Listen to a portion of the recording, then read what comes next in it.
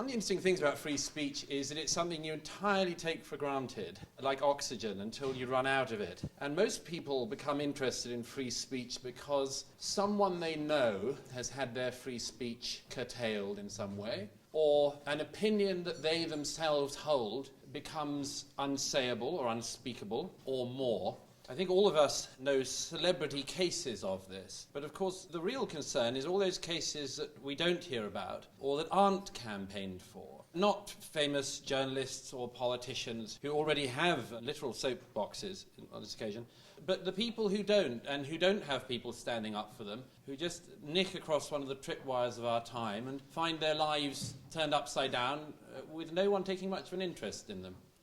One of my own awakening moments in all of this about threats that come to our freedom of speech was some 15 years ago when a journalist friend of mine in Denmark discovered that there was a set of cartoon books for children about the world's religions, and he discovered that no one would do the one on the history of Islam, and he thought it was important to prove that you could have drawings about the history of Islam published in Denmark, and so he made his own stand and made a lot of international news in the process, and indeed proved that what he feared you couldn't do, you really couldn't do.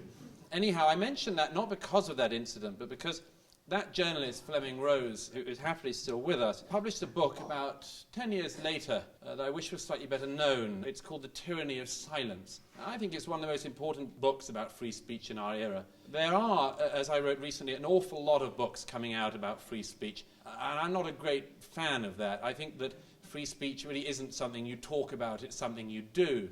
It's not something you write about, you just write. And a healthy society wouldn't need quite so many books about free speech, in any case. The Tyranny of Silence is one of the most important books that has come out of this era for the following reason. Fleming makes an absolutely central point, which I wish were better known or better understood, and it's this. An increasingly diverse society effectively only has two choices in front of it when it comes to speech.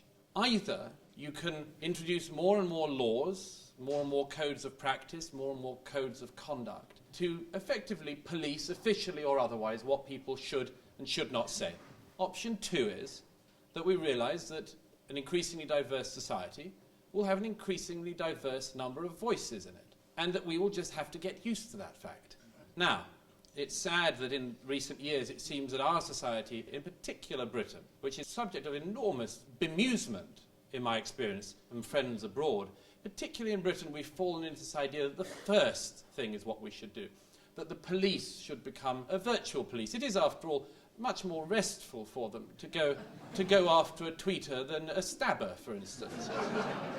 But this is the direction that our society in general has gone into. And I would just urge, and I think it's one of the things that the Free Speech Union is dedicated to, urge that we really have to take that second route and to realise that living in a free society is messy and noisy, and you just have to get used to it.